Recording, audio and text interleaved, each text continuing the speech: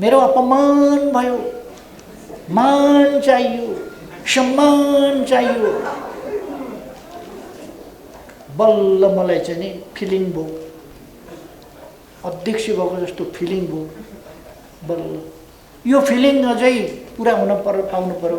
दिमाग जब बिग्रिसकेपछि मान्छे असन्तुलित हुन पुग्दछ। केपी ओलीमा देशभक्तिको भावना छँदै छैन। आत्मसमर्पणवादी नीति अवलम्बन गरेर दक्षिणपन्थी बाटो अँगालेर अगाडि बढेको मान्छे कम्युनिस्ट हुन लायक नै छैन र देशभक्त हुन लायक पनि छैन। फेरि झ्याट्ट अनुहार पारो। क्रान्तिकारी, देशभक्त, राष्ट्रवादी कामरेडहरू यस्तै लडतर आन्दोलनले अब हुँदैन। अब बलिदानपूर्ण उहिलेका कुरा सम्झिएर जेल जान पर्छ भने पनि जाने, मर्न पर्छ भने पनि मर्ने। कसो यता मलाई प्रधानमन्त्रीबाट हटाए, रात दिन त्यही गीत छ। हटाउँछ नि त, मलाई पनि उहाँले हटाएकै हो, झलनाथ खनाललाई पनि उनले हटाएकै हुन्, शेरबहादुरजीलाई अर्कोले हटाएकै हो। यो त भइरहन्छ। पार्टीभित्र पनि हुन्छ, संसदमा पनि हुन्छ, विभिन्न संस्थामा पनि हुन्छ। एउटा गरिबको बच्चा बिरामी भएछ, बच्चा मर्यो, केही थिएन, कोही थिएन, उसले गुन्द्रीमा बेरेर बच्चा घाटमा लगेछ। छिमेकीको घरको आँगनको बाटो रहेछ, छिमेकीको घर अगाडि पुग्दा बच्चा खसेछ त्यो गुन्द्रीबाट, गुन्द्रीमा बेरेको ठाउँबाट खसेछ। ऊ गुन्द्री मात्रै बोकेर तल गयो। घरवाला आइपुग्यो, उसले यसो हेऱ्यो, आँगनमा त छिमेकीको बच्चा, मरेको बच्चा फ्याँकिराखेको छ। उसलाई झोक चल्यो, ए त्यसले मेरा आँगनमा ल्याएर छोरो मारेर फाल्ने, त्यसका मात्रै छन् छोरा, मेरा छैनन्। ए काले यहाँ आइजाऊ र पाक्क फिर्काएर लगेर छिमेकीको आँगनमा लगा, मेरा आँगनमा छोरो फाल्ने भनेछ। यस्तो खालको दुश्मनीपूर्ण राजनीति, अनुचित राजनीति एमाले र कङ्ग्रेस जस्ता पार्टीहरूले गर्नु हुँदैन भन्ने हाम्रो कुरा। सबै यति 2 हप्तादेखिका षड्यन्त्रहरू एकै मिनटमा चुटकी बजाएर समाप्त पारिदिएछ। अरू के षड्यन्त्र गर्ने हुन्? फागुन 1 गतेको षड्यन्त्र त्यस्तै थियो, तपाईँलाई थाहा छ। फागुन 1 गते पुरै हामीलाई त्यही दिन हाम्रो पार्टीको अस्तित्वलाई समाप्त पार्ने षड्यन्त्र भइसकेको थियो। हामीलाई थाहा हुँदैन त्यो बालकोटमा के षड्यन्त्र भइरहेछ। थाहा पाइराख्नु पऱ्यो, त्यहाँ अझै हेर्नु पऱ्यो, घरको वरिपरि कुनै सूचना पठाउने हामी कहाँ छन् कि केही पत्ता लगाउनु पऱ्यो। केपी ओलीको निन्द्रा हराम भएर त्यहाँ वरिपरिका छिमेकीहरूसँग झगडा गर्न बेर छैन। यसरी गर्नु हुँदैन। कहिले एउटाले लोकेन्द्र बहादुर बोक्या छ, लोकेन्द्र बहादुर बोक्या देखेपछि हाम्रा छैनन् छोरा भनेर बोलाएर पक्क पारेर अर्काले फेरि सूर्यबहादुरलाई एकदम डोलीमा चढाएर बोक्या छ। कहिले एउटाले छोरी बोक्या छ, कहिले एउटाले बाउ बोक्या छ। यस्तो गरागर नगरौँ भन्ने हाम्रो कुरा हो। फेरि पनि यही कुरा नेपाली कङ्ग्रेसले कायम राख्छ भने नेकपा एमाले बाध्य हुन सक्छ। यसको पनि फेरि संयम, यसको संयमको पनि त सीमा होला, अवधि होला। षड्यन्त्र नगर्नुहोस्, अझै चेत्नुहोस्, बुद्धि सक्रिय होस्, पोजिटिभ थिङ्किङ राख्नुहोस्, धारे हात लगाउने कुराहरू नगर्नुहोस्। गलत बाटोबाट अब फर्किनुहोस्, तर सत्तामै फर्किनेवाला हुनुहुन्न। तर भिरबाट लड्ने गोरुलाई राम राम भन्न सकिन्छ, कहाँ थाहा भन्न सकिँदैन। धन्यवाद। अहिलेको गठबन्धन बनिएको यो परमादेशी सरकार असंवैधानिक छ, अनुचित छ। यो अलोकतान्त्रिक ढङ्गले निर्माण भएको छ, असंवैधानिक ढङ्गले निर्माण भएको छ र यसको जन्म हुनुपर्ने ठाउँमा नभएर झाडीमा, यो कुनै प्रकारको अवैध सम्बन्धबाट पैदा भएको सरकार हो, झाडीमा जन्मिएको छ। यो सरकार ढाल्न खोज्यो भन्ने त बन्नै नदिन खोज्या हो। हामीले त ढाल्न खोज्यो भन्ने त नयाँ कुरो हो र त्योभन्दा अगाडि बन्नै नदिन खोज्या हो। यो सरकार बन्नै हुँदैन थियो। यो देशका लागि दुर्भाग्य हो, लोकतन्त्रका लागि दुर्भाग्य हो, यो संविधानको उल्लङ्घन हो। प्रश्नका लागि पत्रकार साथीहरूलाई धन्यवाद भन्न चाहन्छु। नेपालीमा एउटा भनाइ छ,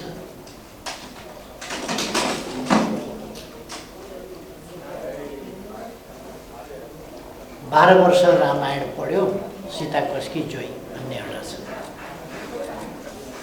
12 बुँदा लामो वक्तव्य पढियो अनि पारित गरेको ठिक छ कि बेठिक छ भनेर प्रश्न फेरि साथीहरूले उठाउनु भएको छ। त्यो त लिखितमै जवाफ छँदैछ त्यहाँ।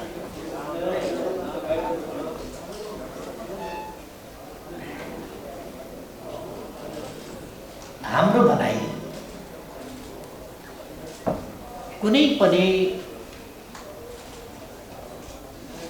हाम्रा दात्री मित्र राष्ट्रहरू हौँ वा संस्थाहरू हौँ, कसैसँग पनि सहयोग सहकार्य कुनै विषयमा ठोस रूपमा प्रवेश गर्ने सन्दर्भमा हामीले समयमै विचार गर्नुपर्छ। यो देशको हितको पक्षमा छ कि छैन, यो राष्ट्रिय आवश्यकता र प्राथमिकताभित्र पर्छ कि पर्दैन। हामीले सधैँ भन्दै आएका छौँ र यस वक्तव्यमा पनि हामीले भनेका छौँ, राष्ट्रिय आवश्यकता र प्राथमिकताका आयोजनाहरूमा हामी बाह्य सहायता, ऋण वा लगानी आमन्त्रण गर्छौँ, स्वीकार्छौँ। यदि हाम्रो आवश्यकताभित्र पर्दैन भने, यदि हाम्रो प्राथमिकतामा पनि छैन भने, अर्थात् यो अर्को हिसाबले हाम्रो राष्ट्रियता अथवा सम्पूर्णतामा छोटकरीमा भन्दा राष्ट्रिय हित अनुकूल छैन भने, हाम्रो राष्ट्रिय स्वाभिमानमा धक्का पार्छ भने, हाम्रो स्वतन्त्रतालाई कुनै पनि हिसाबले अलिकति पनि सङ्कुचित गर्न खोज्छ भने त्यस्तो कुरालाई हामी स्वीकार्दैनौँ। तर यो सबै कुरा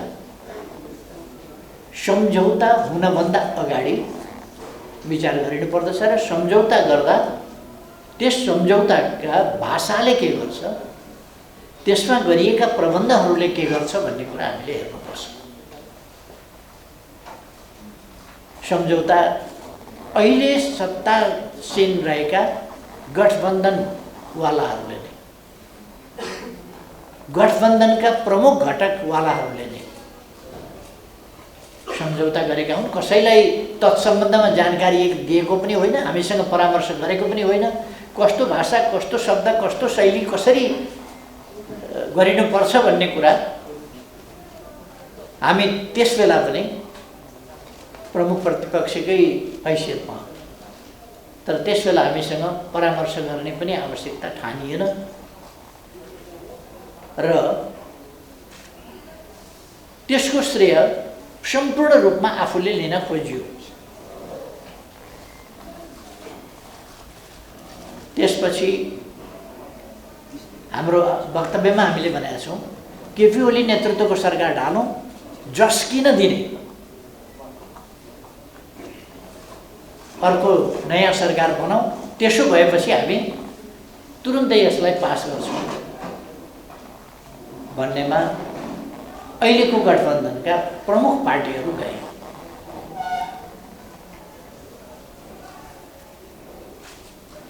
त्यसका निम्ति एमाले गल्ती गर्यो, संसदमा पेश गरिदियो। यो त सरकारले सुटुक्क लागू गर्थ्यो। सरकारले गर्नुपर्ने काम संसदमा पेश गरेर सार्वभौम सत्ता सम्पन्न जनताका प्रतिनिधिहरू रहेको सर्वोच्च संस्थामा पेश गरेर यो खुसुक्क लागू गर्न सकिने कुरालाई राष्ट्रिय महत्त्वको विषय बनायो भनेर। तर त्यो कुरा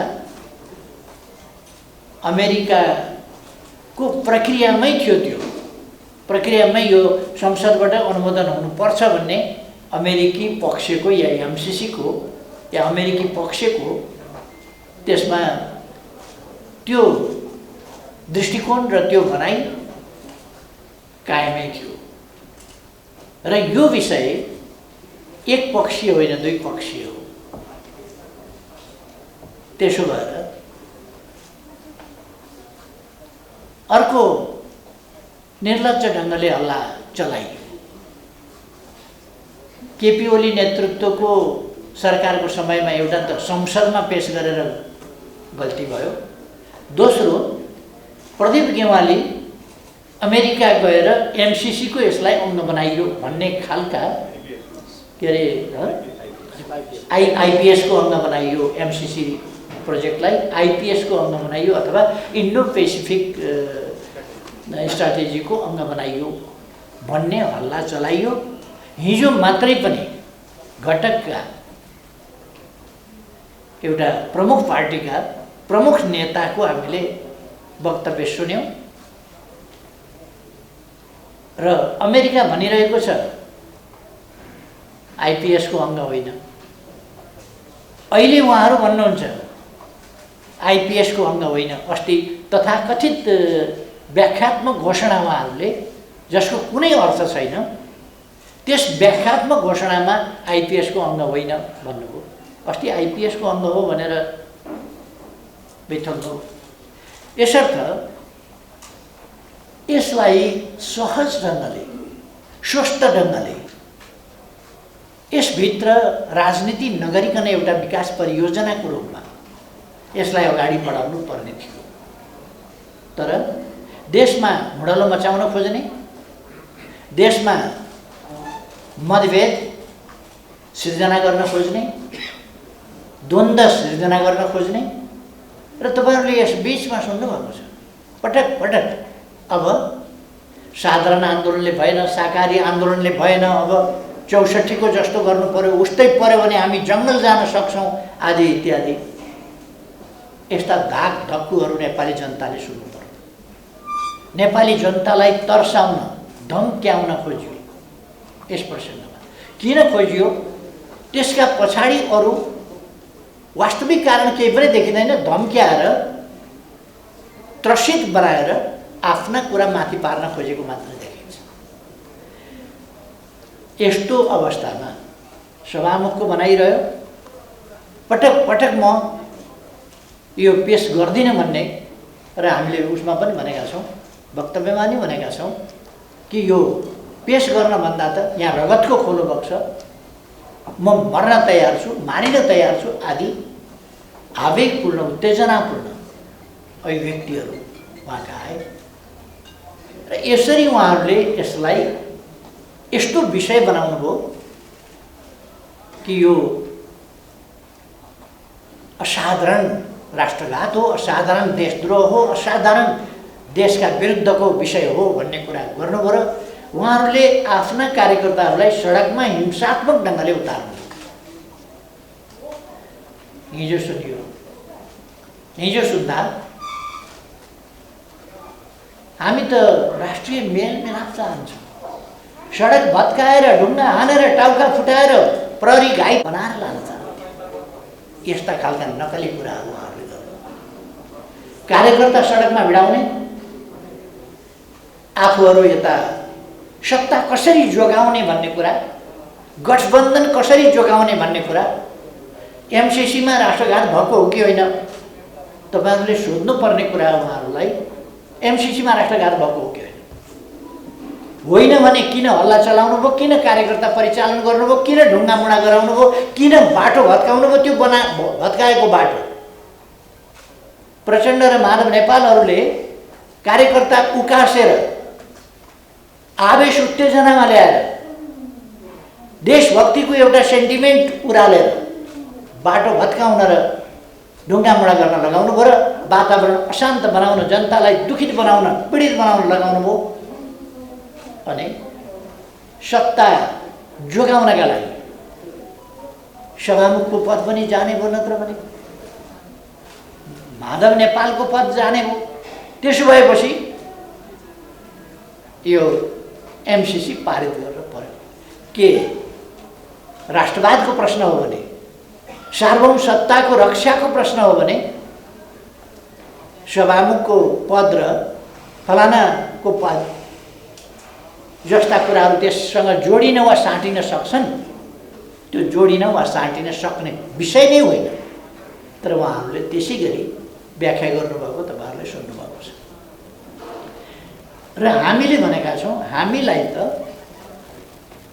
यही कुरा तपाईँहरूले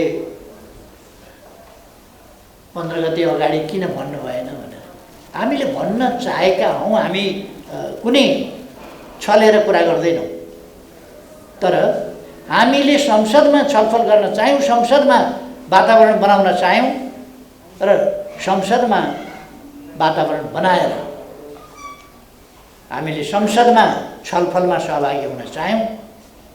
तर हामी माथि ज्यादतीपूर्ण ढङ्गले व्यवहार गरियो, असंवैधानिक, गैर कानुनी, असंसदीय क्रियाकलाप हाम्रा विरुद्ध गरियो। 12 बजे रातिसम्म संसद चलिराखेको छ, त्यसलाई 12 बजे राति बन्द गरेर भोलिपल्ट बिहान संसद नभएको अवस्थामा आफैले संसद राति 12 बजे बन्द गर्ने, भोलिपल्ट बिहान संसद नभएको हुनाले अध्यादेश ल्याउनु पर्यो भनेर अध्यादेश ल्याउने र कति प्रतिशत भए पुग्छ भनेर सोधिकन 20% तिनै मान्छेहरूले ल्याउने, जसले संसद नभएका बेला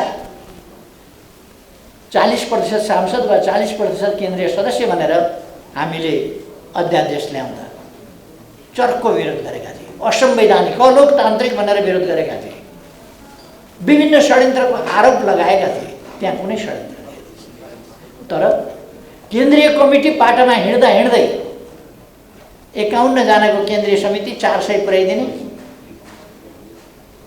200 को केन्द्रीय कमिटी छ भने त्यसलाई 7000 पुर्याइदिने, यस प्रकारका प्रवृत्ति भएको हुनाले सांसदहरूको जुन संवैधानिक अधिकार हो त्यसको समुचित ढङ्गले प्रयोग गर्ने बाटो छेकिएको हुनाले हामी फेरि पनि भन्छौँ संवैधानिक अधिकार स्वस्थ ढङ्गले प्रयोग गर्न पाउनुपर्दछ। त्यो अधिकार हो, त्यस नाउँमा विकृति पैदा गरिन हुँदैन, त्यसलाई निषेध पनि गरिन हुँदैन। त्यसर्थ हामीले त्यसबेला ल्याएका थियौँ। पछि हाम्रो पार्टी फुटाउनका लागि 20% केन्द्रीय सदस्य वा 20% सांसद भनेर 20% मा झार्ने काम हो, जुन षड्यन्त्रपूर्ण थियो, छली काम थियो, गैर कानुनी काम थियो र त्यसको हामीले विरोध गर्यौँ। र हामीले पार्टीमा अनुशासनहीन काम गरेका, पार्टी फुटाएका, पार्टीको सरकार ढालेका, अराजक अनुशासनहीन काम गरेर संसदीय मर्यादा, संविधान सबै कुरा उल्लङ्घन गरेका केही त्यस्ता अपराधिक क्रियाकलापमा, राजनीतिक हिसाबले अपराधिक क्रियाकलापमा, पोलिटिकल क्राइम, इल्लिगल कुरा, त्यस्ताहरूमा संलग्न केही व्यक्तिहरूलाई हामीले पार्टीबाट निकाल्यौँ। अरूले पार्टीबाट निकाल्दा 24 घण्टा नभइकन सूचना जारी हुने। हामीले साउन 25 गते निष्कासन गरेको भदौ 1 गते निर्वाचन आयोग र सभामुखमा जानकारी गराइसकेपछि पनि 10 गतेसम्म सूचना जारी नगरेर त्यसलाई मान्यता नदिएर षड्यन्त्रपूर्ण ढङ्गले अर्को पार्टी खोलाउने र एमाले फुटाउने काम गरिएको हुनाले हाम्रो माग फरक थियो। हामी माथिको अन्यायलाई सच्याएर हामी पनि संसदको प्रक्रियामा सहभागी हुने अवसर दियोस् भन्ने हाम्रो माग थियो। त्यसलाई नजरअन्दाज गरिएको हुनाले, त्यसलाई पेलेर जाने नीति लिएको हुनाले, संवैधानिक, कानुनी, लोकतान्त्रिक र संसदीय बाटोभन्दा पृथक हटेको हुनाले हामीले त्यसमा आफ्नो विरोध जनाइरहेका थियौँ। यदि लोकतान्त्रिक अभ्यासको हिसाबले मान्ने हो भने, त्यसलाई लोकतान्त्रिक हिसाबले मान्ने हो भने हामीले गरेको प्रमुख प्रतिपक्षी दल नेकपा एमाले जस्तो देशको सबभन्दा ठुलो पार्टी, संसदमा सबभन्दा ठुलो पार्टीले वेल घेरेपछि संसद अवरोध भएको मानिन्छ।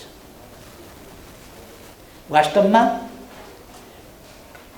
सांसदहरू र सभामुखका बीचमा कुनै त्यहाँ ब्यारिकेड खडा भयो, कुनै ब्यारियर खडा भयो, कुनै व्यवधान खडा भयो भने अघि पछि पनि वक्ता बोल्दैछ भने सभामुख र वक्ताको बीचबाट क्रस गर्न दिइँदैन।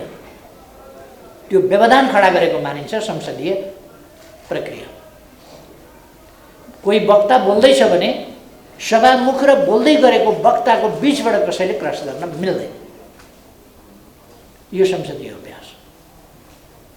तर यहाँ सांसदहरू आएर वेल घेर्दा पनि र सांसदभन्दा 2-4 गुणा बढी सुरक्षाकर्मी आएर सांसदहरूले सभामुखतिर पिठ्यौँ फर्काएर बस्दैनन्।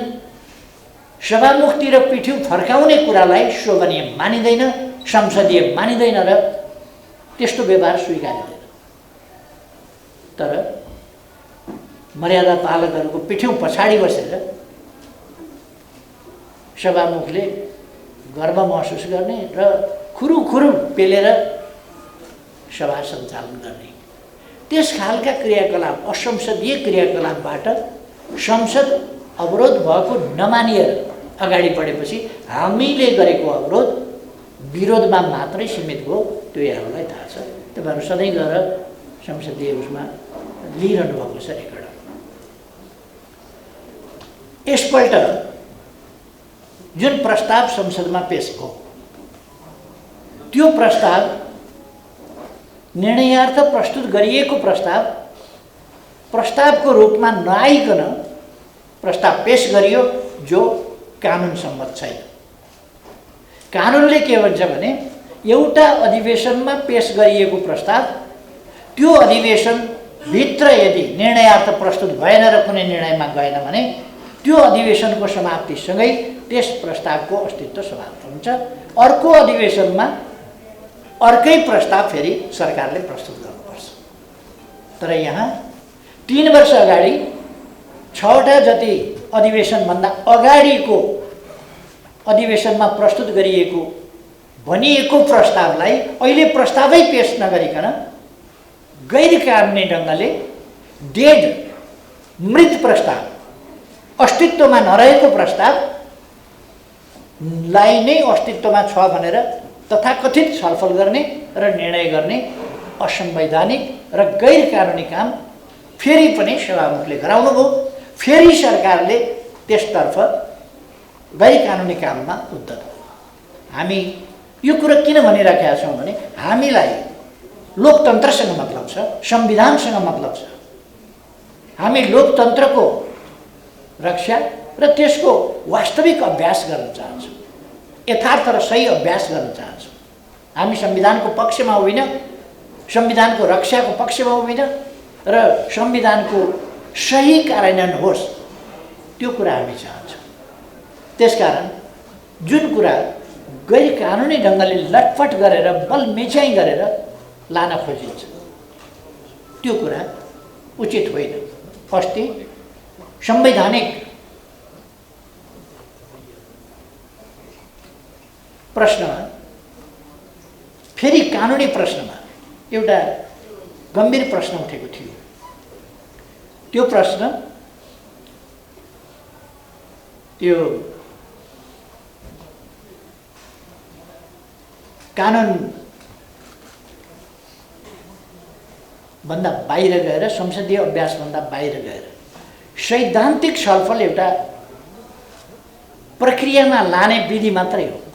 सैद्धान्तिक छलफलमै जति बेला माओवादी र माधव नेपाल गुट यो राष्ट्रघाती हो भनेर सडकमा कार्यकर्ता उफार्दै थिए र आफू अन्य मनस्कतामा उभिएका थिए, त्यति बेला सैद्धान्तिक छलफलमाथिको बहसमा मत विभाजन गर्ने भनेर उनीहरूले अड्डी लिए। त्यसकारण 13 गतेको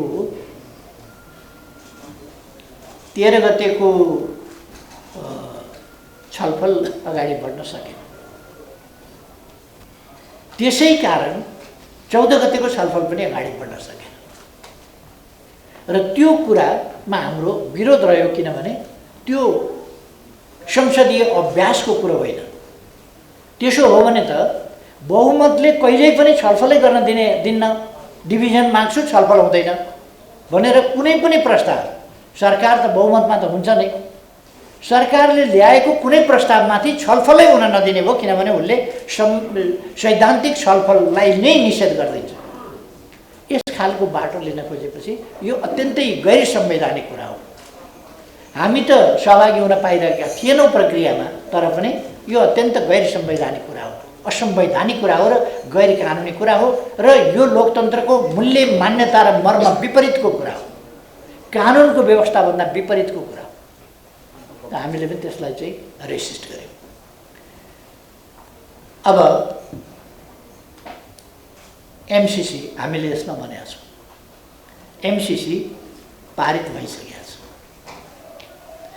सधैँ विवाद मात्रै गरेर यो त पारित भइसक्यो, अब यसलाई कार्यान्वयनमा हेर्नु पर्नेछ र यसको सही राष्ट्रिय हितको पक्षमा, देशको विकासको पक्षमा, हाम्रो सार्वभौमसत्ता र स्वाधीनतामा स्वतन्त्रतामा अलिकति पनि कुनै प्रावधानले तलमाथि नपर्ने गरी यसको कार्यान्वयन हुनुपर्छ।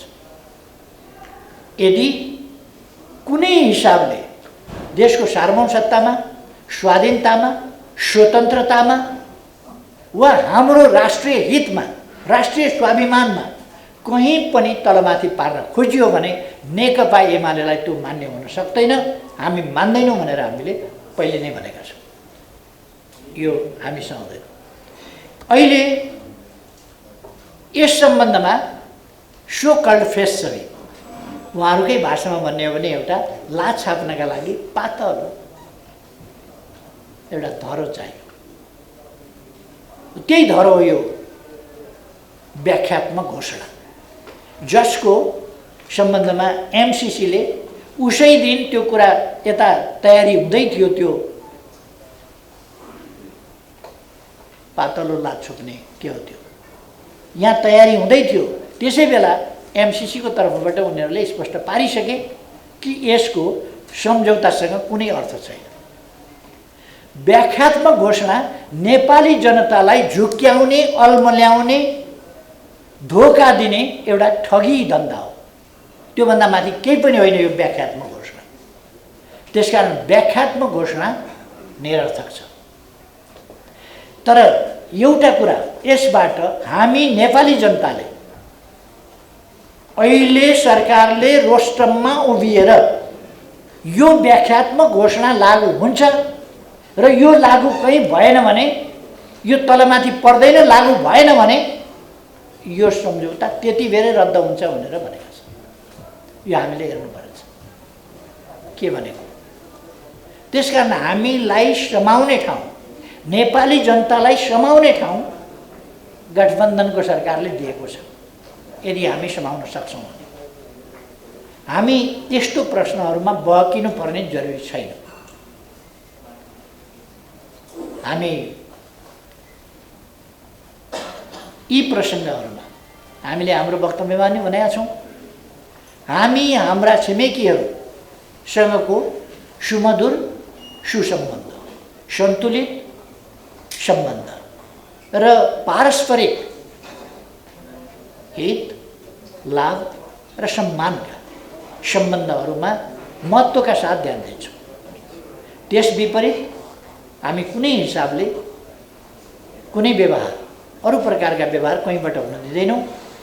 हाम्रा छिमेकीहरूसँग हाम्रो बाहिर कुरामा ओठेभक्ति र व्यवहारमा कैँची चलाउने खालको दोहोरो क्रियाकलाप हुँदैन। हामी जे भन्छौँ त्यही गर्छौँ, जे गर्छौँ त्यही भन्छौँ र हामी मित्रतापूर्ण, भरपर्दो र विश्वसनीय सम्बन्ध हाम्रा छिमेकीहरूसँग राख्छौँ। हाम्रा दात्री राष्ट्रहरू, हाम्रा सहयोगी सरकारहरू, हामीसँग सहकार्य गर्ने हाम्रा विकासका साझेदारहरू, सरकार वा संस्था सबैसँग पनि हामी सुमधुर सम्बन्ध राख्छौँ र हाम्रो देशको हितमा त्यस्ता कुराहरूलाई प्रयोग गर्छौँ। यसमा हामी स्पष्ट छौँ र सबैलाई हामी स्पष्ट पनि पार्न चाहन्छौँ।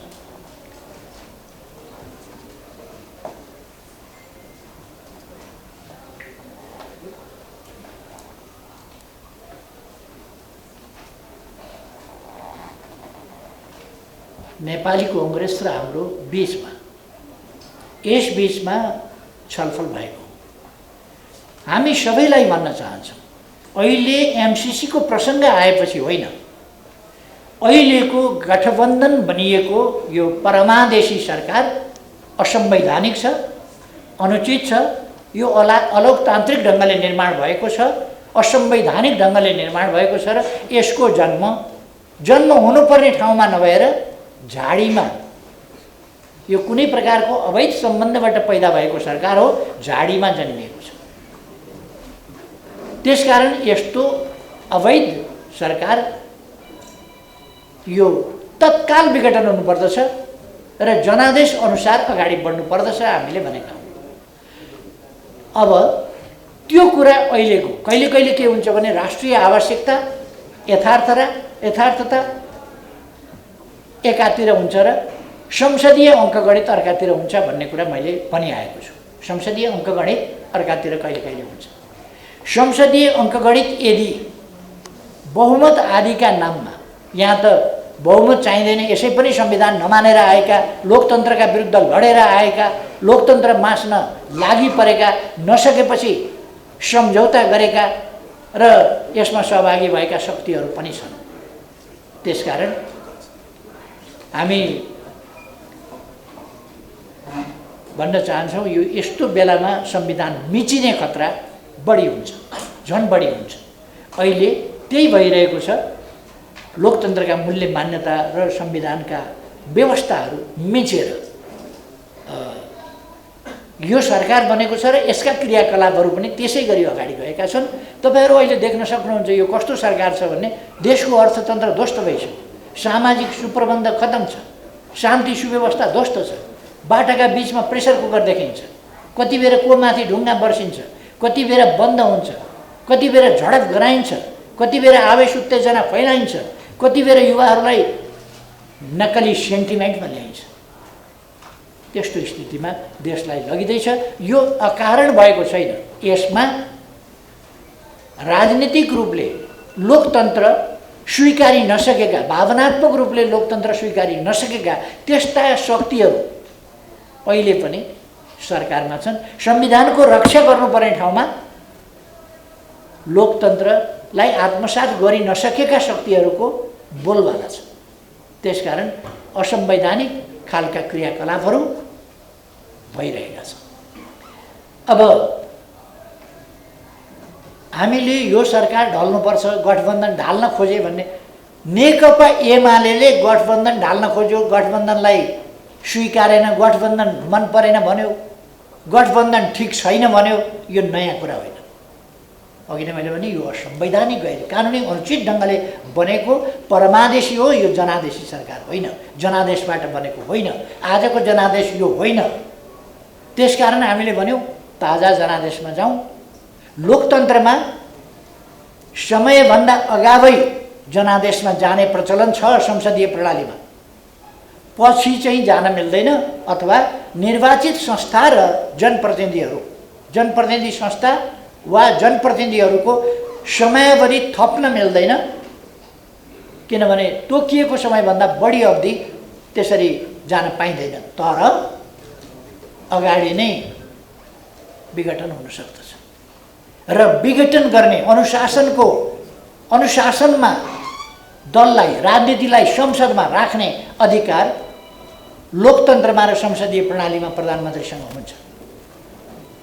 त्यस कुरालाई अस्वीकार गरेर, जनमतलाई अस्वीकार गरेर, ताजा जनादेशमा जाने कुरालाई अस्वीकार गरेर असंवैधानिक ढङ्गले कृत्रिम तरिकाले क्रियाकलाप गर्नुलाई लोकतान्त्रिक र संवैधानिक भन्ने अपव्याख्या साथ जुन बनेको छ त्यसको स्वाभाविक रूपमा नेकपा एमाले विरुद्धमा छ।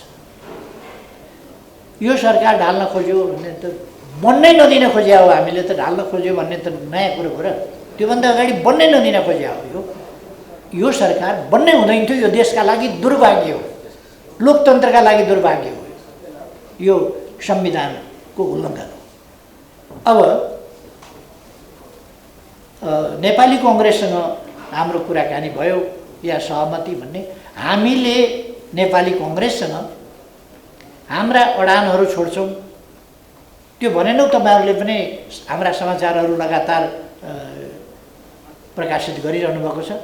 हामीले लोकतन्त्रका आधारभूत प्रश्नहरू, आधारभूत मूल्य मान्यता र प्रणालीको रक्षाका लागि, संविधानको रक्षाका लागि आधारभूत रूपमा या मूलभूत रूपमा सहमति, समझदारीका साथ लोकतन्त्रका लागि बलिदानपूर्ण सङ्घर्ष गरेर आएका र योगदान गरेका एमाले र कङ्ग्रेस जस्ता शक्तिहरूको आधारभूत समझदारी हुनुपर्दछ भनेर हामीले भने हौँ। हामी त्यो कुरामा सदैव कन्भिन्स थियौँ, अहिले पनि कन्भिन्स छौँ। र कहिले कसले एउटाका रिसले अर्को, अर्काका रिसले अर्को, अनेक रिसका प्रतिशोधी क्रियाकलापहरू हुनु हुँदैन। एउटा गरिबको बच्चा बिरामी भएछ, बच्चा मर्यो, केही थिएन, कोही थिएन, उसले गुन्द्रीमा बेरेर बच्चा घाटमा लगेछ।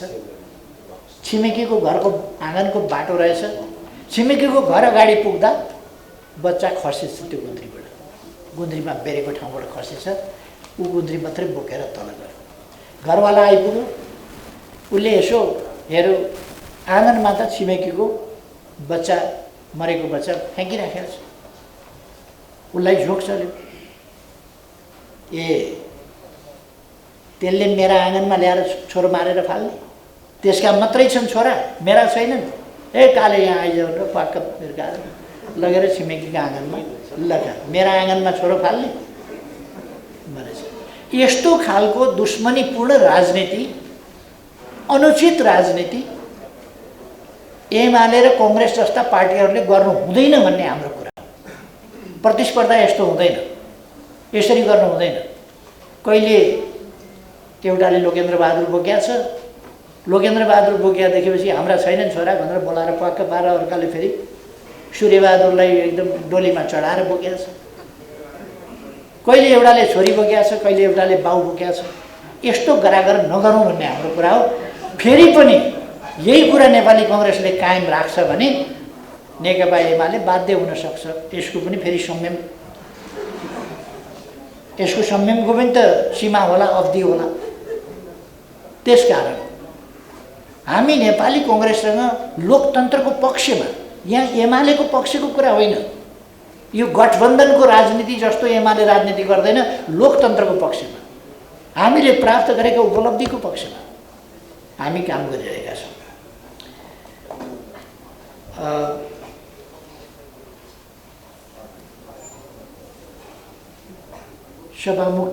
सभामुखमाथि आलोचना गर्नुहुन्छ, महाभियोग किन ल्याउनुहुन्न भनेर।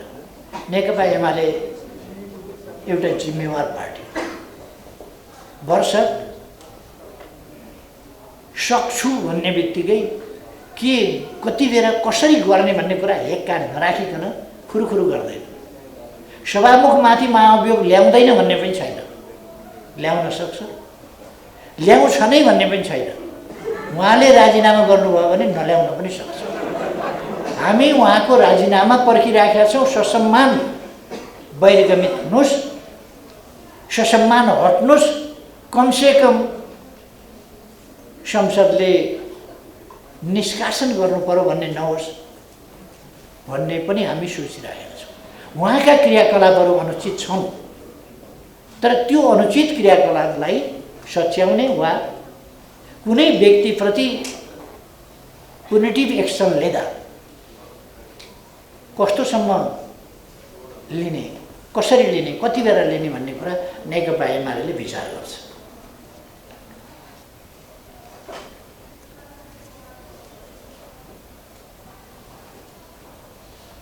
अबको चुनावको कुरा साथीहरूले गर्नुभएको छ।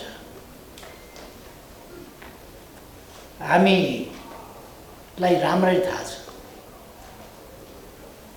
प्रचण्ड र माधव नेपालहरूलाई एमसिसी राष्ट्रघाती नै हो भन्ने उहाँहरूले भन्दै आउनुभयो, लाग्या पनि हुनसक्छ।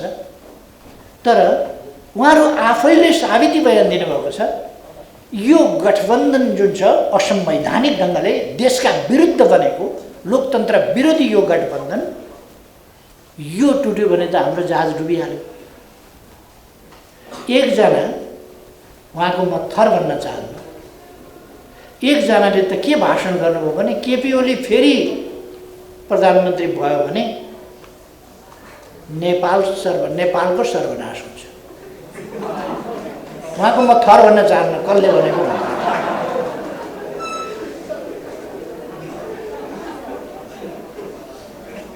त्यो किन आत्तिनु भयो उहाँ त्यति साह्रो? नेपालको पार्टी पनि ध्वस्त हुन्छ,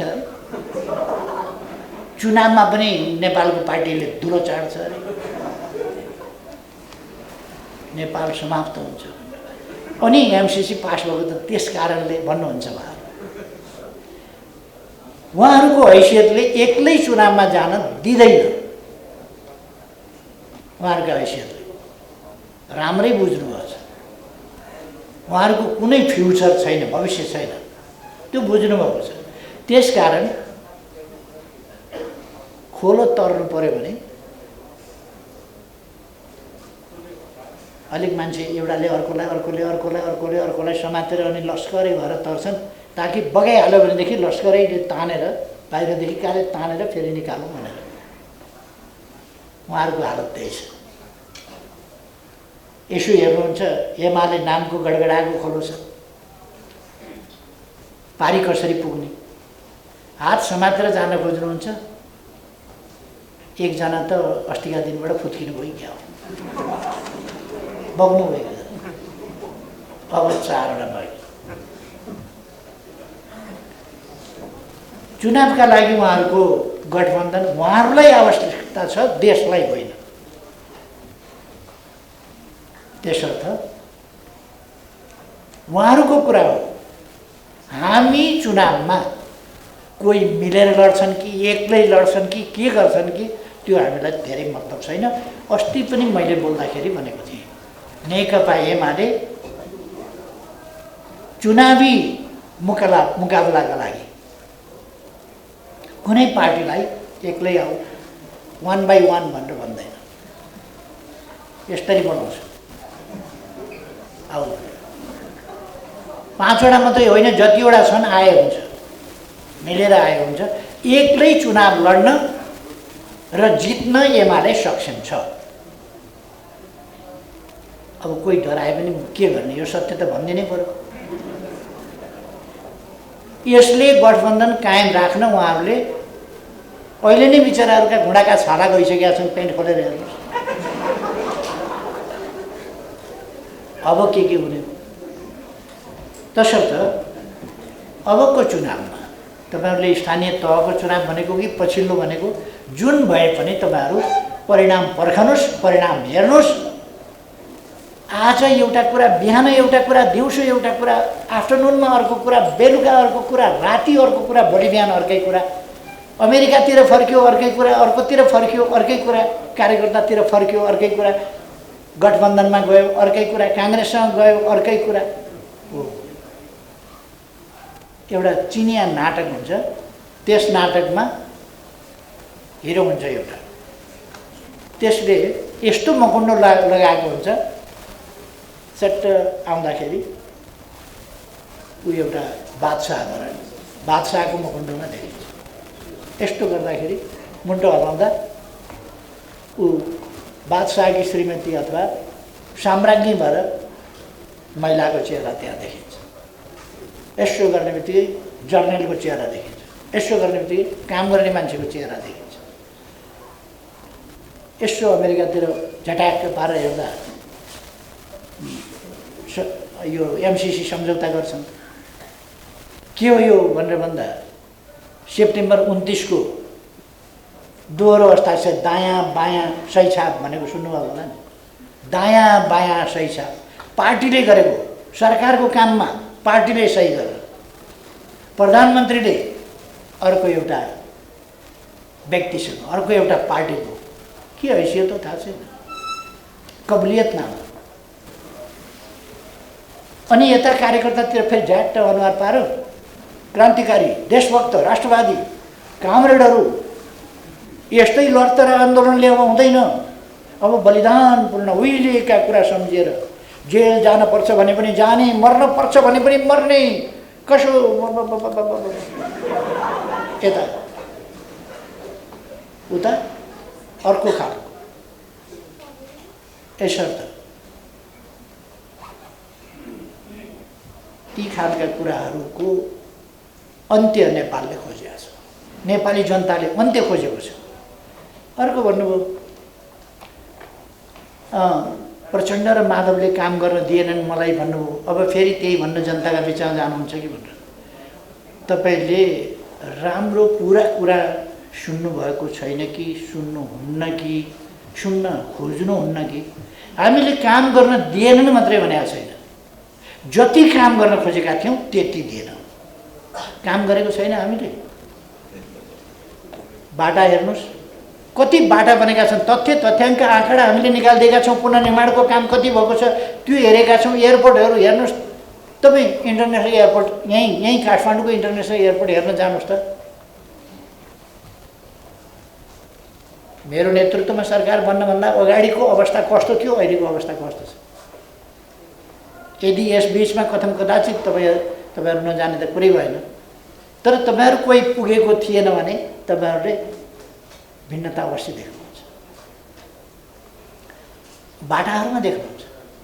अहिले अलिकति खाल्डा पारे होलान् माओवादी कार्यकर्ता र माधवका कार्यकर्ताहरूले उखेलेर भरेर त्यो कतै आगो लगाउने, कतै चाहिँ नि भत्काउने, कतै के गर्ने गरिराखेका थिए, त्यसले अलिक बिगारे होला। तर पनि बाटाघाटो तपाईँहरूले देख्नुभएको छ। हामी कति काम गरेका छौँ त्यो कुरा देशले देखेको छ, अनि तपाईँहरूले देख्नुभएको छैन। हामी गर्न पाएनौँ, गर्न सकेनौँ होइन, गरेका छौँ। हामीले यो काम गरेका छौँ भनेर, अरू जस्तो अरूको आलोचना मात्रै होइन, हामीले यो काम गरेका छौँ भनेर लिएर जनताका बिचमा जान्छौँ। त्यसर्थ जनताका बिचमा त्यसरी जान्छौँ र हामीले भने जस्तो तपाईँहरूले देख्नै भएको छ। उता देशमा काम गर्यो, विभिन्न परियोजना, नयाँ नयाँ आयोजना, नयाँ नयाँ दृष्टिकोणका साथ अगाडि बढायो। सामाजिक सेवाको क्षेत्र होस्, इन्फ्रास्ट्रक्चरको क्षेत्र होस्, विद्युतको क्षेत्र होस्, सञ्चारको क्षेत्र होस्, अरू विभिन्न क्षेत्रहरूमा, कृषिको होस्, उद्योगको होस्, सबै क्षेत्रमा हामीले गरेका कामहरू ती छ। घरमा फर्कियो, फेरि पार्टीमा आयो, दन्तमा जा, दन्तमा जा, यो भएन, त्यो भएन, मलाई पुगेन, मेरो अपमान भयो, मान चाहियो, सम्मान चाहियो। बल्ल मलाई चाहिँ नि फिलिङ भयो, अध्यक्ष भएको जस्तो फिलिङ भयो। बल्ल यो फिलिङ अझै पुरा हुन पर्यो, पाउनु पर्यो। अहिले मलाई छोडिदिनु पर्यो, अहिले यो गरिदिनु पर्यो। यस्ता खालका कुराहरू तपाईँहरूले देख्नुभएको छ। कहिल्यै काममा छलफल हुन नदिने, कामका विषयमा छलफल हुन नदिने, झमेला मात्रै पार्टीमा सिर्जना गर्ने, सरकारमा आफ्ना भनेको मान्नेहरूलाई लिएर व्यवधान खडा गर्ने, गति रोक्न खोज्ने, यी सबै कुराहरू तपाईँहरूले देख्नुभएको छ। त्यसका बावजुद हामीले काम गरेका छौँ, यिनीहरूले व्यवधान गरेकै हुन्। त्यसकारण मैले धेरै भनिरहनु पर्ला जस्तो लाग्दैन। यस मैले गरेको अहिलेको संक्षिप्त व्याख्याबाट तपाईँहरूले बुझ्नुभएकै छ। एमसिसी यथास्थितिमा यो भ्रम नपार्नु कि कुनै सुधार गरेर यथास्थितिमा पास हुँदैन भन्थे नि, अनि घरमा गएर यिनले पढेको हो यो कुरा भनेर घरमा गएर पढेको कुरो एमसिसीमा लागु हुन्छ? त्यस्तै त हो नि, घरमा गएर पढे जस्तै हो। यथास्थितिमा जुन सम्झौता हो त्यही सम्झौता पारित भएको छ। जुन सम्झौता भएको थियो त्यही सम्झौता र जनतालाई धोका दिने कोसिस भएको छ। यसमा हामीले यहाँ भनेका छौँ। यस्तो धोका दिएको पटक पटक देख्दा देख्दै ती पार्टीका कार्यकर्ताहरू होला विभिन्न कारणले भावनात्मक पुरानो लिगेसी सम्बन्ध अनेक होला, तर बुझी बुझिकन जानिकन जब गलत ठाउँमा लगिराखेको छ भन्ने थाहा पाएपछि एउटा उहिले पेड फाइपर अफ के हेमलिन के भन्ने थियो एउटा पेड फाइपर अफ हेमलिन। एउटा सहरमा मुसाले साह्रै दुःख दिएपछि एउटा अर्को सहरबाट चाहिँ खोजेर ल्याएछन् एउटा बिन बजाउनेवाला बाँसुरी बजाउनेवाला मान्छे भाडामा, अनि उसले बाँसुरी बजाउँदै लगेर सबै मुसाहरूलाई समुद्रमा छोडेछ। पछि तिनीहरूले पैसा दिएनन्, उसले फेरि फिर्ता ल्यायो, फिर्ता ल्याइदियो सहरमा मुसाहरू।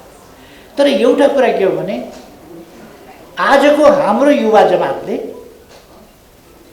एउटा मान्छेले जनयुद्ध भनेर बाँसुरी बजायो, जनयुद्धमा 17,000 मान्छे लाइन लागेर मर्न तयार हुने, अर्कोपल्ट अर्को भन्यो एमसिसी राष्ट्रघात भन्यो, अब अर्को भन्यो फेरि गठबन्धन टुट्ने भएको हुनाले यो जोगाउनु पर्यो, त्यसकारण पास गर्नु पर्यो भने जता जता बाँसुरी फर्काएर बजायो त्यतै त्यतै आजको युवा पङ्क्ति कुद्ने, आजका बुद्धिजीवी, आजको संसार जगत, आजको सचेत दुनियाँ एउटा मान्छेको गलत बाँसुरीका पछाडि नै कुद्ने। यो कुरा उचित हुँदैन। त्यसकारण म सबै साथीहरूलाई यस्ता भ्रमहरूबाट, यस्ता धोकाहरूबाट मुक्त हुन र कमसेकम आफ्नो बुद्धिको प्रयोग,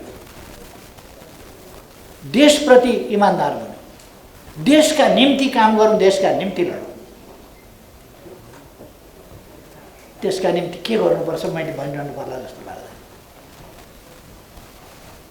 हामी देशका निम्ति काम गर्नका निम्ति सबै महानुभावहरूलाई आह्वान गर्दछौँ, आउनुहोस् सँगै मिलेर देश बनाऊ। पार्टीको प्रचार विभागका प्रमुख र उपमहासचिव कमरेड जगन्नाथ खतिवडाले वाचन गरेर तपाईँहरूलाई सुनाइसक्नु भएको छ। तपाईँहरूको हातमा यो अब पुग्नेछ।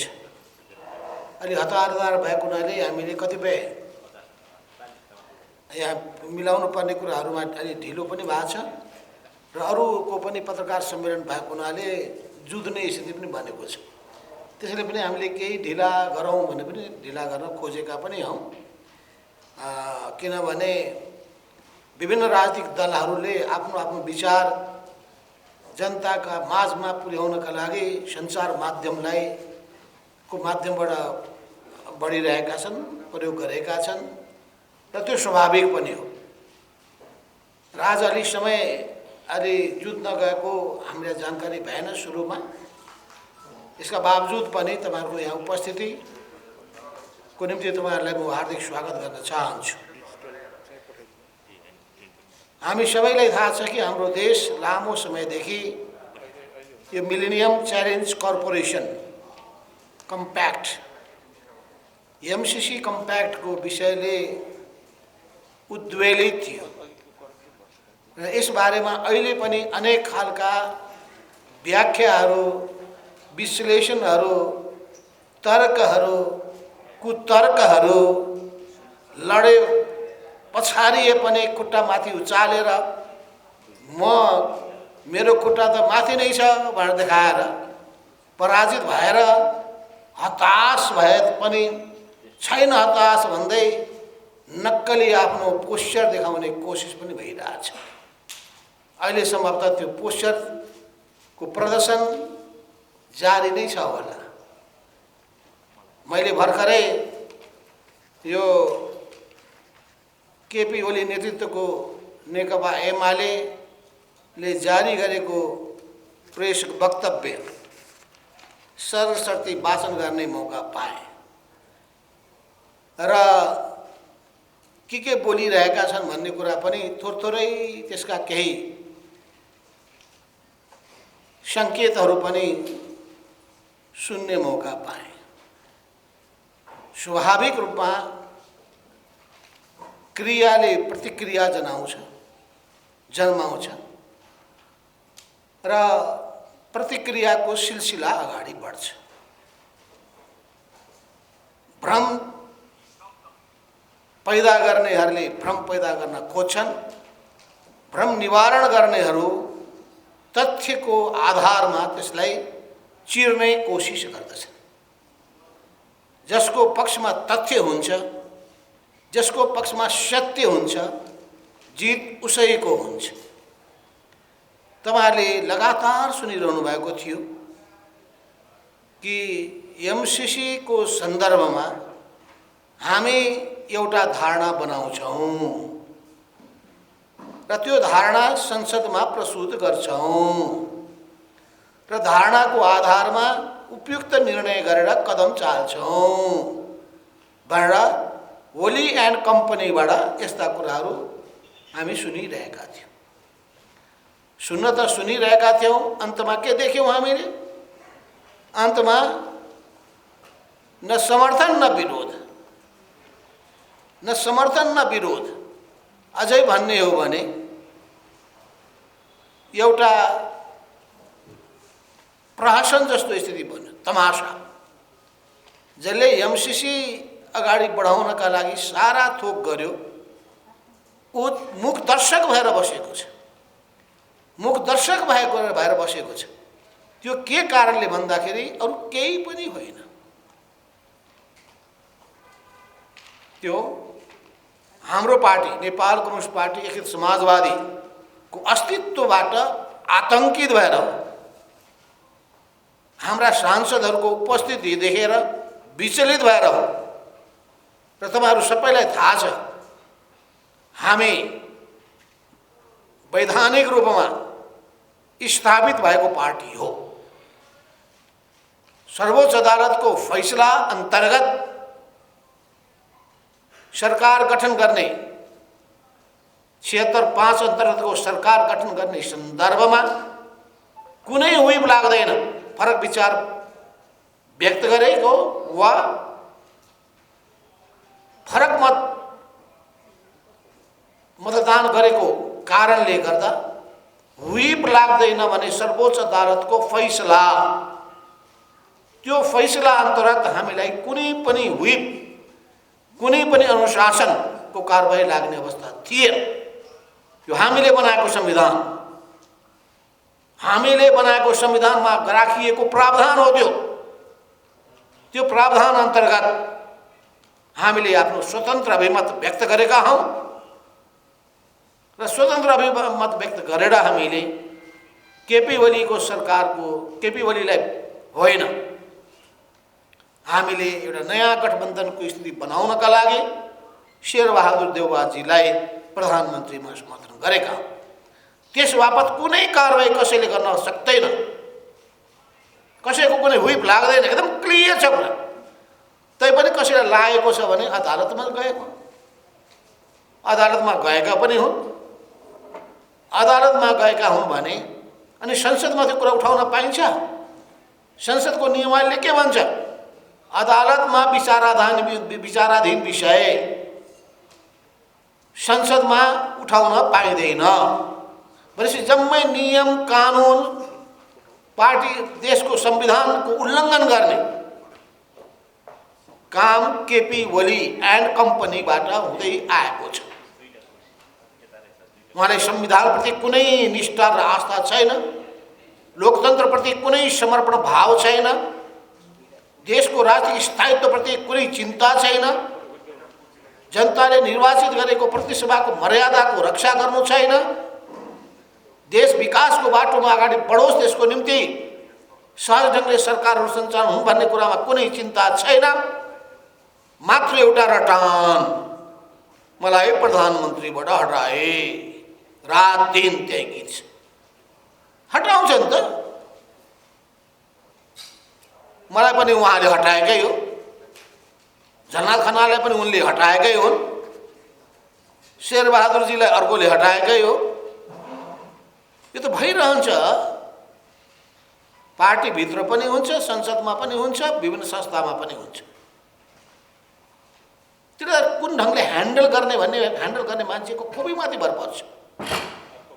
त्यसलाई कसरी लिने, त्यसलाई कसरी सहज बनाउने, त्यस्तो अवस्था उत्पन्न नहोस् भन्ने बारेमा उपायहरूको खोजी गर्ने, यो त बडो गम्भीरताका साथ चिन्तन मनन गरेर हामीले एउटा स्थिति बसाल्ने कुरामा जोड दिनुपर्दछ। सिस्टम बसाल्ने हामीले हो, अरूले होइन। त त्यो सबै स्थिति किन भयो? कसको कारणले भयो? यो हुँदा खाँदाको 2/3 बहुमत कसको कारणले? विखण्डित भयो त्यो अरू कसैको कारणले होइन, केपी ओलीको कारणले, उहाँमा भएको दम्भको कारणले, उहाँमा भएको अहङ्कारको कारणले, उहाँमा भएको व्यक्तिवादको कारणले, उहाँमा आफू संविधानभन्दा माथि, पार्टीभन्दा माथि, देशभन्दा माथि छु र मलाई कसैले छुन सक्दैन, मलाई कसैले प्रश्न गर्न पाउँदैन भन्ने अधिनायकवादी प्रवृत्ति बोकेको कारणले गर्दा पैदा भएको।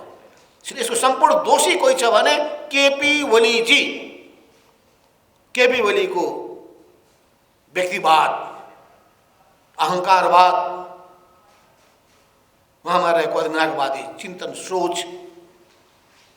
उहाँले त सिङ्गै देशको लोकतन्त्रलाई समाप्त पार्ने उद्देश्य राख्नुभएको थियो।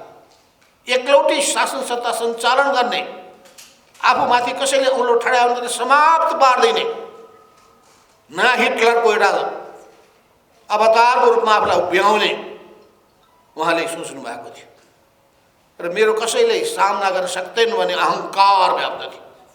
अहिले पनि पछिल्लो कालमा पनि एमसीसी आफैले अगाडि बढाउने अनि एमसीसीको बारेमा मेरो पुरा समर्थन छ भने भन्ने, अनि शर्त के राख्ने भन्दाखेरि सभामुखलाई निकाल, माधव नेपाल सहित 14 जनालाई निकाल, त्यो पार्टीको दर्ता खारेज गरिदेऊ, त्यसपछि उनीमाथि मुद्दा लगाऊ,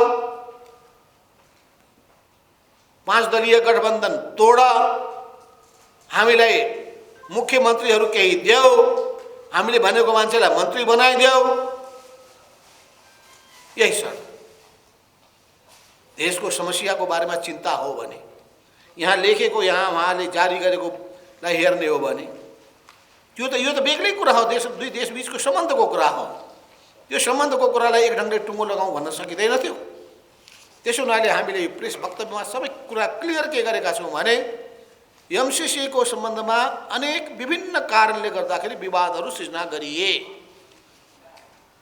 सृजना भए र यो सृजना गर्ने पहिलो व्यक्ति भनेको केपी ओलीको सरकारका मन्त्रीहरू स्वयं केपी ओली हुन्। किन त्यस्तो आयो? जब यसमा आइपीएसको कुरा जोडियो, इन्डो पेसिफिक स्ट्रेटेजी, त्यो कुरा जोडिसकेपछि यसले समस्या खडा गर्यो। यहाँ तपाईँले पढ्नुभएकै छ कि त्यही बेलामा, त्यतिखेरै वास्तवमा भन्नुहुन्छ भने दरबार मार्ग स्थित पेभिलियनमा आयोजित कार्यक्रममा यही केपी ओलीका मन्त्रीहरूले र विभिन्न ठाउँमा उनीहरूले आइपीएसको सन्दर्भमा चर्चा पनि गरेका थिए र यसको नेपाल सदस्य राष्ट्र भयो भन्ने कुरा प्रकाशित पनि भयो। अनि यो सत्य होइन। यदि जनता सडकमा नउत्रिएको भए, यदि हामीले जबरजस्त रूपमा आवाज नउठाएको भए, अमेरिकाकै प्रतिनिधि यहाँ नेपालमा आएर डेभिड जे रन्जले यो आइपीएस अन्तर्गत रहेको भन्ने कुरा बोलेको हामीले सुनेका छौँ। ती सबै कुराको आधारमा हुँदैन भन्ने कुरा नभनेको भए अहिले तपाईँले सुन्दै हुनुहुन्छ कि अहिले त्यो नाम हटाइयो। त्यसलाई अमेरिकाले एमसीसीको सूचीबाट हटाएको कुराहरू हामीले सुन्यौँ। नेपाली जनता अलि ढुक्क भए। कुरो त के हो भन्दाखेरि हामी स्वतन्त्र र असङ्ग राजनीतिमा अगाडि बढ्न चाहन्छौँ। हामी सबै सबैसँग मित्रतापूर्ण सम्बन्ध राख्न चाहन्छौँ। सबैको सँग हामी सहयोगको सम्बन्ध राख्न चाहन्छौँ। त्यसमा कुनै दुई मत छैन।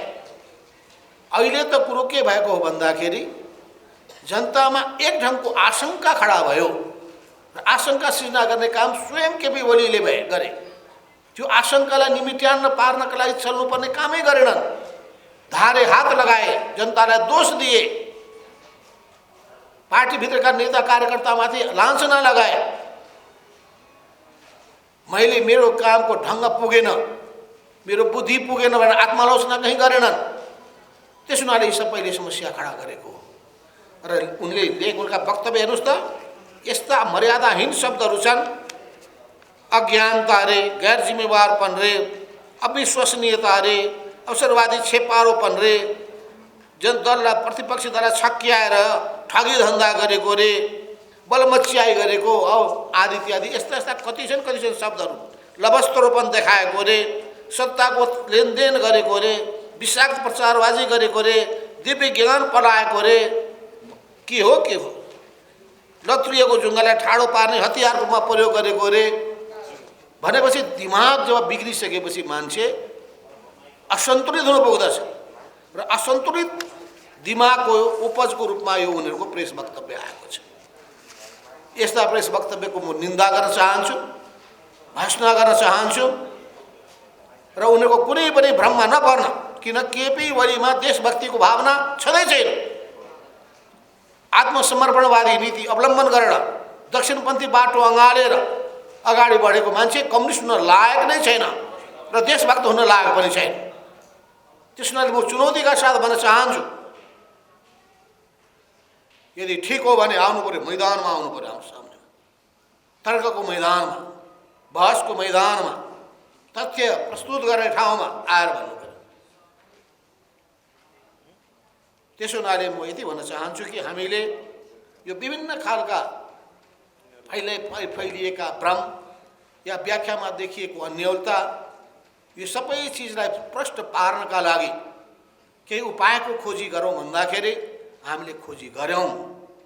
यहाँ कसैले भने जस्तो केही पनि होइन, यो भने जसरी प्रचार गर्न खोजिएको छ व्याख्यात्मक घोषणालाई केही पनि होइन भनेर घोषणा गर्न खोजिएको छ, त्यसलाई अन्तर्राष्ट्रिय ट्रिटी सम्बन्धी व्यवहारको ज्ञान नभएका अज्ञानीहरूको कुरा मात्रै हो। उनलाई यो पनि ज्ञान छैन कि नेपालमा 2077 सालमा सन्धि सम्बन्धी नियमावली जारी भएको थियो। त्यो जारी भएको नियमावली एउटा फर्मेट अगाडि सारेको थियो। त्यही फर्मेटको आधारमा कुनै पनि ट्रिटीको साथमा त्यसलाई प्रस्तुत गर्यो भने त्यससँग त्यो जोडिन पुग्दछ भन्ने व्यवस्था गरेको थियो। त्यही व्यवस्था गरेको आधारमा त्यही फर्मेटमा यो व्याख्यात्मक घोषणा, इन्टरप्रेटिभ डिक्लेरेसन तयार भएको हो र हाम्रो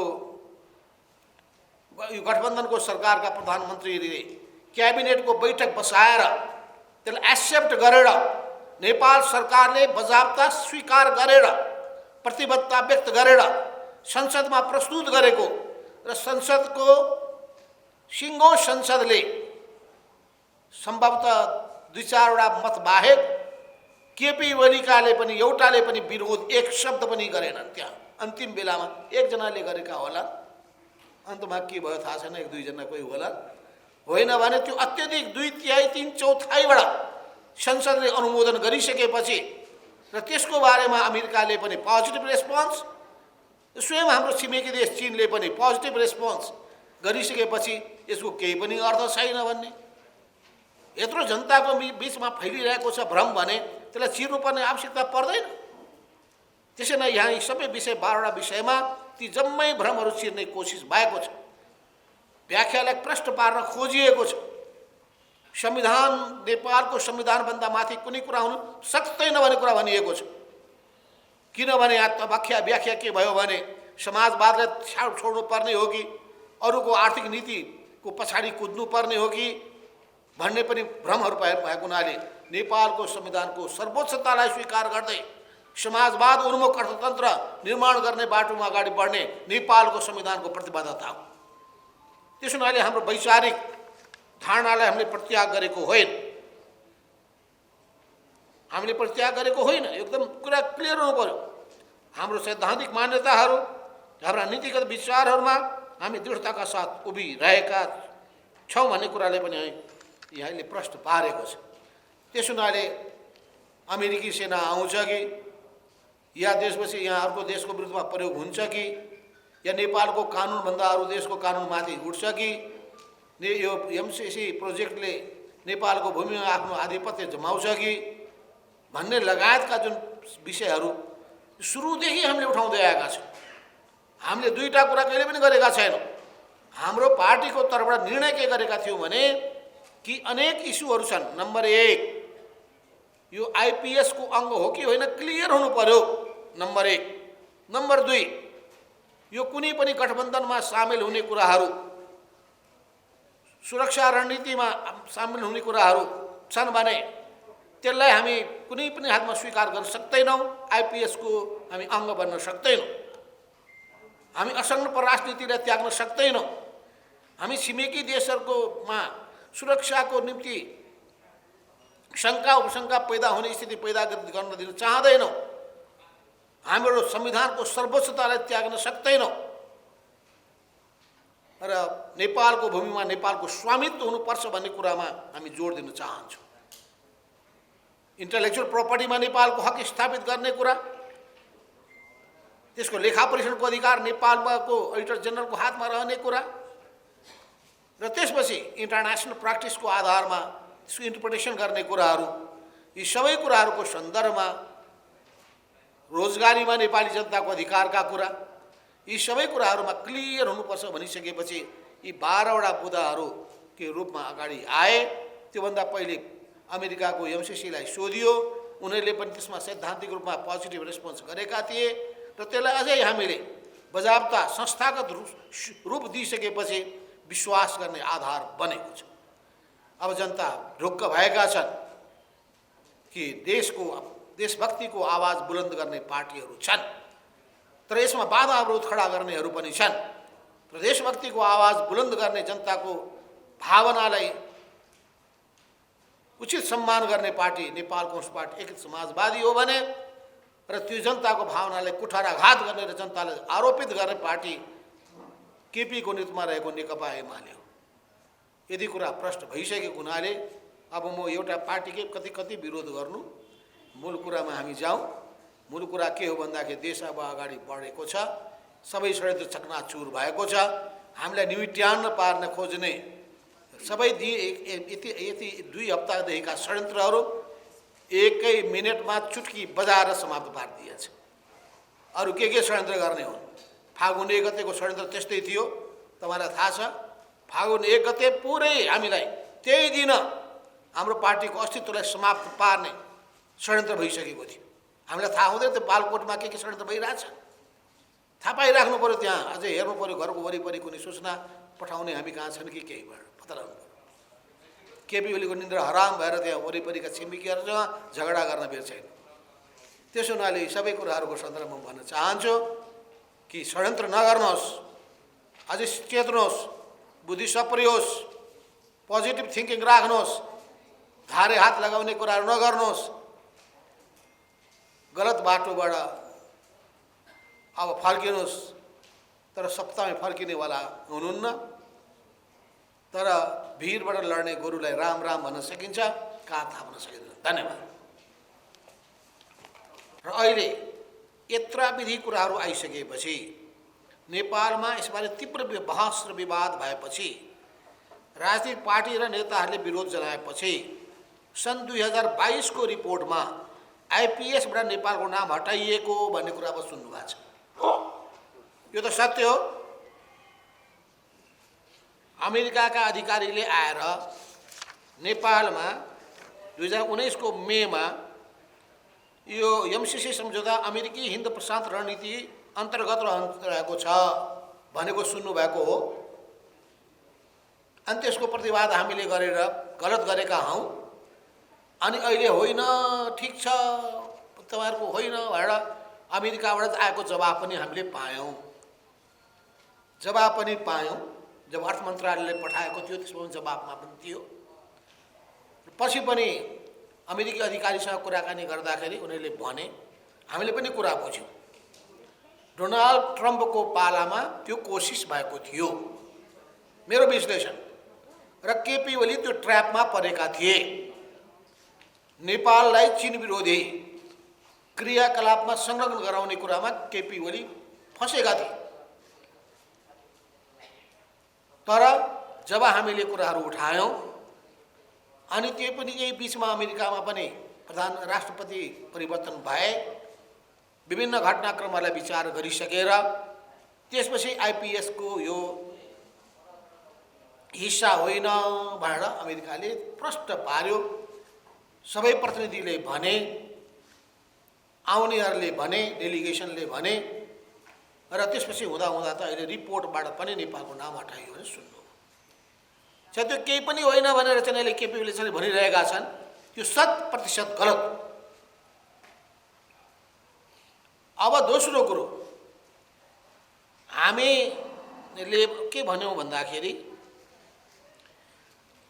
अब यो विभिन्न अन्तर्राष्ट्रिय सन्धि सम्झौताहरूमा हाम्रो तर्फबाट राम्रो ढङ्गले ध्यान नपुर्याएर आँखा चिम्लेर सही गरेको पाइन्छ र म आफै पनि त्यसमा सहभागी संलग्न भएको मान्छे हो।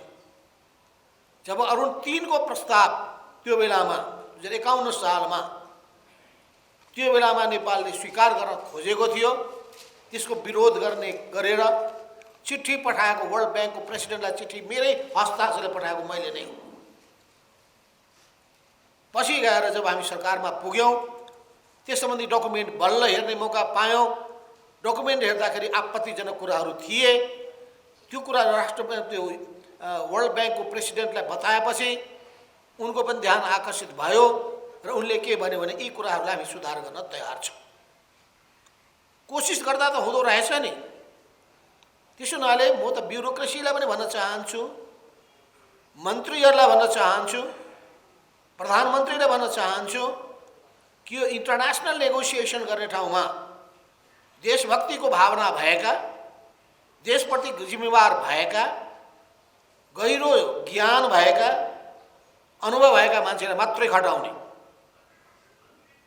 यसमा ख्याल गर्ने र त्यसपछि त्यहाँ रहेका त्रुटिहरूलाई सच्याउनका लागि तयार भए। त्यस हुनाले त्रुटि हुँदैनन् भन्ने होइन, छन्, हुने गरेको छ। यहाँ पनि त्यस्तो केही कुराहरू भएका थिए। अहिले पनि त्यसपछि यो पनि ऊ पनि अर्थ लाग्न सक्ने कुराहरू हुने भएको हुनाले फेरि के हुँदो रहेछ यो ट्रिटीमा एउटाले भन्दै थिए कि कुरा मिलाउँदासम्म सबै ठिक हुँदो रहेछ, दुईटाको बिचको अलि असमझदारी बढिसकेपछि त्यो कमा र फुल स्टपको पनि अर्थको अनर्थ हुँदो रहेछ। तपाईँले सुन्नुभएको होला रुस र चीनको बिचमा दुईटा परराष्ट्र मन्त्री बस्दाखेरि सम्झौतामा सही गर्दाखेरि 3 दिन 1 हप्ताको समय लाग्यो। कमा फुल स्टप, प्याराग्राफ चेन्ज र प्याराग्राफ कन्टिन्युएसन, त्यस्तो हुन्छ यो। त्यस हुनाले विचार पुर्याएर गर्नुपर्छ। त्यसैले यहाँ हामीले न्यू खोजेको अनावश्यक रूपमा कुरा उठाएको होइन। फेरि हामीले कहिले चुकेका छैनौँ। हामीले के भनेका छौँ भन्दाखेरि यथास्थितिमा हाम्रो पार्टीको आधिकारिक निर्णय यथास्थितिमा एमसीसीलाई हामी अनुमोदन गर्न सक्दैनौँ। यथास्थितिमा र एमसीसीलाई चाहिँ हामीले गरेर 10 किसिमका नारा लगाएनौँ कहिले पनि। हाम्रो पार्टीले सडकमा जाने निर्णय गरेको छैन। तर खास ठाउँमा हामीले कुराहरू उठाएका हौँ।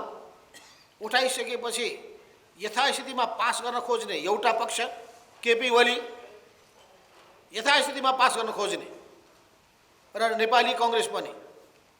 तर केपी ओलीका शर्तहरू कस्ता थिए भन्दाखेरि त्यो नितान्त बदलाको भावनाबाट प्रेरित शर्त भएको हुनाले नेपाली कङ्ग्रेसका नेतालाई त्यो सुपाच्य भएन र सम्भवतः हामीहरूसितको एउटा अन्तर सम्बन्धले गर्दाखेरि पनि हामीले नै सिद्ध्याउन खोज्ने केपीको कुत्सित मनसा बुझिसकेपछि सभामुखलाई नै सिद्ध्याउन खोज्ने र हामीलाई सिद्ध्याउन खोज्ने, हाम्रो पार्टीको अस्तित्वलाई मिट्याउन पार्न खोज्ने त्यो नियत देखिसकेपछि नेपाली कङ्ग्रेस अप्ठ्यारोमा परेको र ऊ दुवैतिर थियो। यदि यताबाट हुन सकेन भने केपीसँग सहमति गर्छौँ भन्ने कुरामा लगभग पुगिसकेको पनि थियो। तर रोक्ने काम गरिएकै हो। तर रोक्ने काममा मैले भूमिका खेलेको पनि। त्यसको निम्ति उपाय खोज्दै खोज्दै जाँदाखेरि इन्टरनेसनल प्र्याक्टिस के छ भने पनि हेरियो। विभिन्न देशहरूको बिचको सम्झौतामा कस्तो हुने गर्दछ, सही गरिसकेपछि पनि अर्को सप्लिमेन्ट्री कुनै डकुमेन्टहरू पास गर्न सकिन्छ सकिँदैन, त्यस्तो भएको छ कि छैन भनेर धेरै हेरियो। कुनै ठाउँमा चाहिँ फिजीको सन्दर्भ छ, कुनै ठाउँमा पेनामाको सन्दर्भ छ, कुनै देशमा अनेक देशहरूले यस्तो चाहिँ डकुमेन्टहरू पास गरेका छन् जसलाई इन्टरप्रेटिभ डिक्लेरेसन भनिन्छ। त्यसलाई जेनेभा कन्भेन्सनले स्वीकार गरेको छ। त्यस्तो अवस्थामा अनेकौँ किसिमका अन्यलहरू, विवादहरू, दुविधाहरूलाई हटाउनको लागि नै कोसिस गरिन्छ। यिनी कोसिस गर्ने काम त ठिकै भयो नि, जनतालाई आश्वस्त पार्न खोज्यो र जनताले पनि वास्तवमा आफ्नो आशंका व्यक्त गर्ने सन्दर्भमा कतिपय कुराहरूको भोलि व्याख्या हुन सक्ने, अझै त्यो एमसिसी आइपिएसको अङ्ग भएर त्यसपछि समस्या खडा हुन सक्ने यी सबै कुराहरू भइसकेपछि त्यसलाई चाहिँ क्लियर गर्ने काम मौका सबैले पाए। अमेरिकाले पनि मौका पायो, हाम्रो सरकारले पनि त्यसमा क्लियर आफ्नो पोजिसन राख्ने मौका पाए। बरु आँखा चिम्लेर घुँडा टेकेर समर्पण गर्ने काम केपी ओलीले अहिलेसम्म गरिरहेको छ। चाहिँ तपाईँले यहाँ जुन अहिले उठाउनु भएको छ कि यो स्पेसल दिँदै हिँडिरहनु भएको छ, भएन। स्वाभाविक रूपमा प्रश्न उठिसकेपछि जवाब दिनै पर्छ र अब भ्रम हामीले सरेका होइन, स्थितिले पैदा गरेको। तपाईँले अर्को भन्नुहुन्छ सभामुखको राजीनामा, सभामुखको पक्षमा हामी दृढताका साथ उभिन्छौँ। सभामुखले राजीनामा दिने, कुरुक्क समर्पण गर्ने, घुँडा टेक्ने केपी ओलीका सामु नचिताए हुन्छ। हामी उहाँको पक्षमा दृढताका साथ उभिन्छौँ। जुन सभामुखले संसदको गरिमाको रक्षा गरिनु भएको छ, जसले सांसदहरूको अधिकारको रक्षा गर्नुभएको छ, उसमाथि त्यो धारे हात लगाउने, आरोप लगाउने, त्यस्तो दुश्चेष्टा गर्ने, अपमानपूर्ण व्यवहार गर्ने, सभामुखको गरिमाको रक्षा नगर्ने, त्यसो भए केपी ओलीको यो प्रवृत्ति अत्यन्तै असभ्य, अनसिभिलाइज्ड र गलत छ। अब चीनको चासो स्वाभाविक रूपमा नेपालको भूमिबाट चीनको विरुद्धमा कुनै गतिविधि हुन्छ कि भने चीनलाई चासो हुनु, नेपालको भूमिबाट भारत विरोधी गतिविधि हुन्छ भने चासो हुनु, त्यसलाई हामी अन्यथा ठान्दैन। अब हामी कुनै पनि देशलाई के भन्न चाहन्छौँ भने हामी असंलग्न परराष्ट्र अवलम्बन गर्दै जाने, अगाडि बढ्ने देश हौँ। त्यसैले हाम्रो भूमि लगभग यो शान्ति भूमि नै हो, यो अशान्ति भूमि बन्न चाहँदैन र कुनै किसिमको गठबन्धनमा सामेल हुँदैन। हामी एउटा ढुक्क भए हुन्छ, हामी त्यस्ता किसिमका गलत कुराहरू हाम्रो भूमिको माध्यमबाट हुन दिनेवाला छैन। त्यस हुनाले चाहिँ नि अब अरूले राखेको चासोको कुरा एउटा पाटो छ, तर हामी यो ठुल्ठुला शक्तिको राष्ट्रको बिचमा नेपालको लागि लिकन धेरै विवाद नहोस् भन्ने चाहन्छौँ र नेपालको हितको पक्षमा सबैले बोल्नुहुन्छ भने बोल्ने जतिलाई धन्यवाद पनि दिन्छौँ। नेपालको हितमा बोल्नु पर्यो, नेपाली जनताको हितमा पक्षमा बोल्नु पर्यो। अब हामीले अर्को तपाईँले उठाउनु भएको छ, हाम्रो सम्मानित नेता देखिनु भएन, कुनै कामको व्यस्तताले गर्दा आउनु भएन होला, होइन भने खबर त हामीले गरिएको हुनुपर्दछ। अब 12 बुँदे घोषणाको सन्दर्भमा तपाईँहरूले भन्नुभएको छ, यो मान्यता पाउँछै भन्नु मैले त्यसको व्याख्या बताइसकेको छु कि यस्तो हुने गरेको छ। इन्टरनेसनल रिकग्निसन त्यसले पाउँछ, अहिले रेस्पोन्स गरेकोबाट पनि तपाईँ बुझ्न सक्नुहुन्छ यसको केही अर्थ छ। संसदले पास गरेको छ, एमसिसीको त्यो डकुमेन्ट सँगसँगै त्यो अर्को पनि एकैचोटि टेबल गरिएको छ। यो त सबैलाई थाहा छ नि, एकैचोटि साथमा टेबल गरिएको छ। क्याबिनेटले त्यसलाई पास गरेको छ, नेपालको कमिटमेन्ट भएन। एमसिसी अनुमोदन नगरेसम्म नेपालले मानेकै ठहरिँदैन तब न संसदबाट चाहियो भनेको। त नेपालको संसदबाट त्यो मात्रै डकुमेन्ट, अर्को डकुमेन्ट पनि भएको छ र त्यो डकुमेन्टको बारेमा तपाईँले सुन्नुभएको छ कि अमेरिकी दूतावासले पनि र यहाँसम्म कि अमेरिकामा रहेको संस्थाले पनि ओके गरेको छ। भोलि गएर मानिलिउँ डकुमेन्टमा कुनै विवाद भयो भने, स्वीकार्य भएन भने, इन्टरनेसनल प्र्याक्टिस के छ भने त्यो निष्क्रिय हुन पुग्छ एमसिसी। स्वाभाविक रूप अब हामीले गठबन्धन छोड्न तयार छौँ आदि इत्यादि कहीँ भनेका छैन, मैले त बोलेकै छैन है। त्यस्तो दोहोरो कुराहरू भोलि के जटिलता आउँछ भने बुझ्दै नबुझिकन नेताहरूले बोल्ने पनि होइन, त्यसरी बोलिँदैन, सोचेरै बोलिएको छ, इफ एन्ड बट राखेरै बोलिएको छ। जहिले पनि इफ एन्ड बट राखेर बोलियो भने मुख देखाउन लायक होइन्छ, इफ एन्ड बट नराखेर बोलियो भने अनि अप्ठ्यारोमा परिन्छ, तपाईँहरूको प्रश्नको भुँगुरोमा फसिन्छ। अब यति भन्दै महाकाली सन्धिको सन्दर्भमा भन्नुभयो, त्यो महाकाली सन्धिसँग यो जोड्ने कुरा होइन। यो महाकाली सन्धि भनेको महाकाली नदीसँग जोडिएको कुरा हो। त्यो रिसोर्सेसको बाँडफाँडको कुरा हो, नदीको उपयोगको कुरा हो। यो त अनुदानको कुरा हो। हामी बरु प्रश्न भनेका छौँ कि अनुदान हो, यो चाहिँ नि कुनै लगानी होइन। त्यसैले यो सङ्कल्प प्रस्ताव र यो व्याख्यात्मक घोषणा एउटै होइन। त्यो त इन्टरनेसनल मैले भनिहालेँ कि चाहिँ सन्धि ऐनसँग जोडिएको कुरा हो, सङ्कल्प प्रस्ताव सन्धि ऐनसँग जोडिएको कुरा हुँदैन। अब महाकाली सन्धिको बारेमा बहस गर्नुपर्छ, म बेग्लै बहस गर्छु। आकाश खसेको छैन, पाताल धासेको छैन, म आफै हो संलग्न त्यसमा। त्यो त्यसो त्यो जसले जसले बहस गर्न आउँछ भने बहस गर्ने, मेरा पनि कोसँग कुरा भएको छ र किन महाकाली सन्धि अनुसार अहिले त्यो पञ्चेश्वर परियोजना बनेको भए नेपालमा त अर्बौँ रुपियाँको फाइदा हुने थियो, तर भएन। प्रत्येक वर्ष पानी बगिरहेको छ, पानी बगिरहेको छ, बिजुली उत्पादन भइरहेको छैन। त्यो त नेपाललाई पनि नोक्सान भएको छ। भनेपछि स्वाभाविक रूपमा चाहिँ हामी कुनै पनि साधन स्रोतको अधिकतम उपयोग नेपाली जनता र देशको निम्ति गर्न चाहन्छौँ। चाहिँ यो दुईटैलाई जोड्न मिल्दैन। धन्यवाद।